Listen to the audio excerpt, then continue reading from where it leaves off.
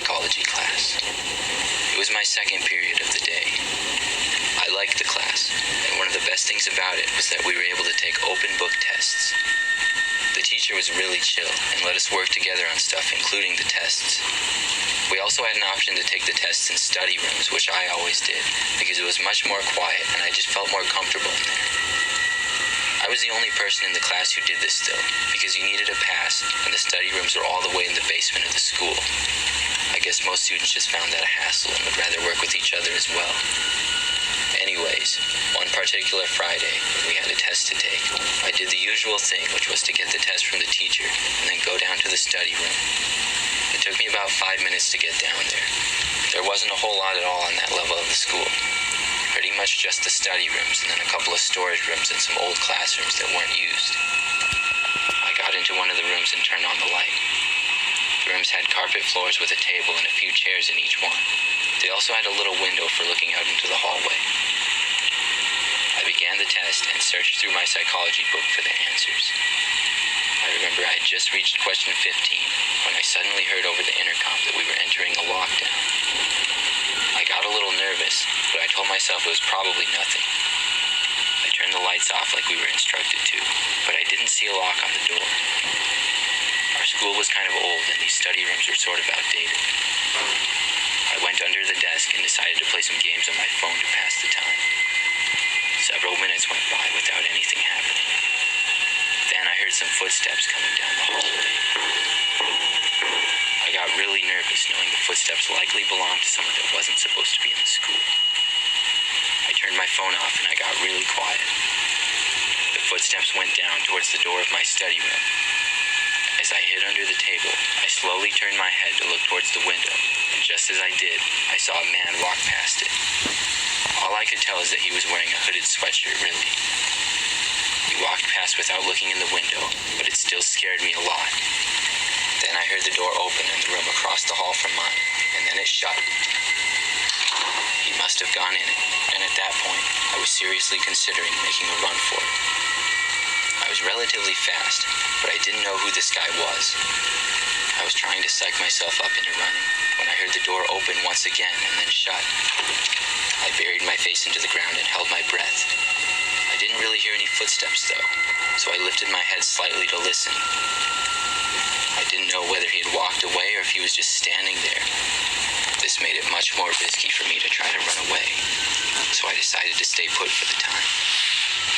Several minutes went by and I got more and more nervous. I decided once again I was going to try to run back upstairs, and this time I was going to actually do it. I didn't bother getting my backpack or anything, besides just my phone, wallet, and keys. I slowly crawled up the carpet to the door, and then stood up, careful not to make a sound. I then placed my hands on the doorknob. The second it started to turn, I heard it creak, and it sounded extremely loud. At that moment, I knew there was no turning back. I quickly left the room, and then headed down the hallways. Once I saw it was clear, I started sprinting towards the stairs, which were about 50 feet away. As I was running, I looked down one hallway to my right while passing by, and saw the man walking out of a room about 20 feet down the hallway. I ran even faster the rest of the ways and didn't look back. I sprinted up the stairs all the way back to my classroom. Once I got there, I pounded on the door yelling that it was me, and after about 10 seconds, I was let in. I told the teacher what had happened, and she alerted the principal. Police were able to get into the basement and locate the man, who was later found hiding in the same study room I had been in. Apparently, the man had broken into the school and beat up one of the teachers, then ran off. They had been searching the school, but hadn't made it to the basement yet. Every time I went near the basement of the school for the rest of my high school career, I would think about that day.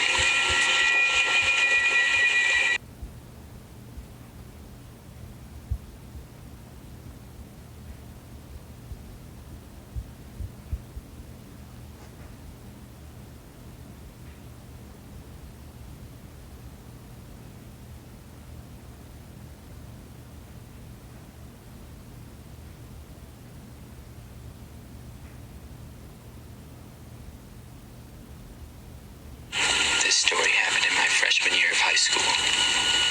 I'd recently moved to a new city and was unfamiliar with things. It was kind of tough for me being at a new school and having to make new friends supplies and whatnot. One day, I had to make up a test, so I went to the history department to take it during my study hall time.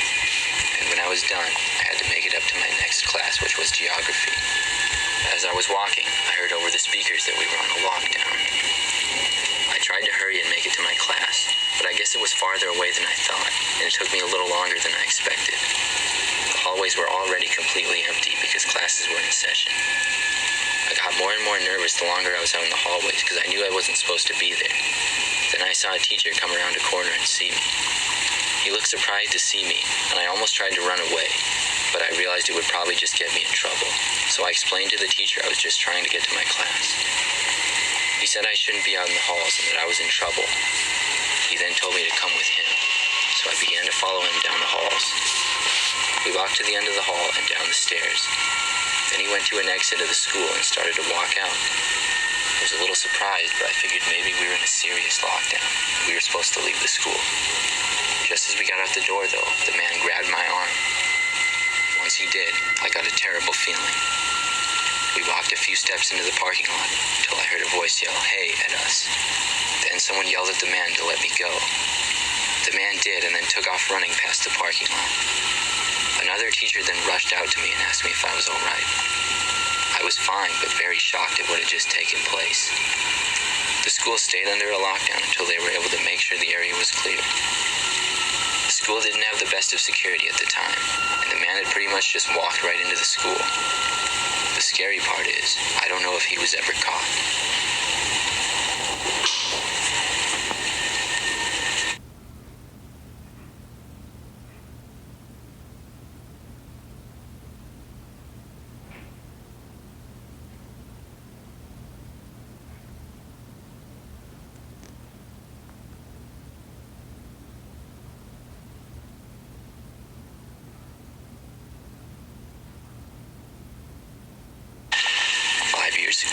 In high school, we were having a very normal day.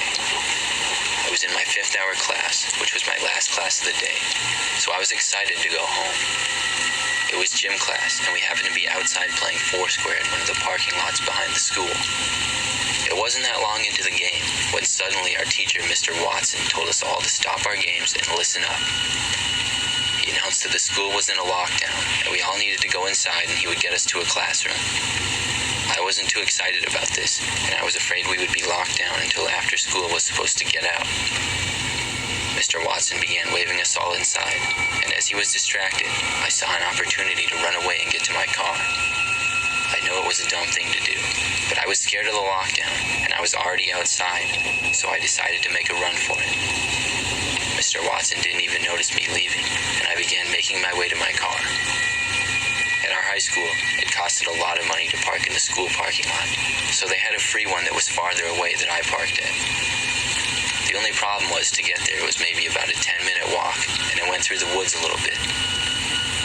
I jogged down the path and through the woods. I had to stop and start walking to catch my breath from the run. I stopped to text my best friend Casey that I had left the school and asked what the lockdown was for. As I was standing there on the path, though, I started to hear some noises coming towards me. It sounded like another person running. I figured it was another student running away like I had to go to their car.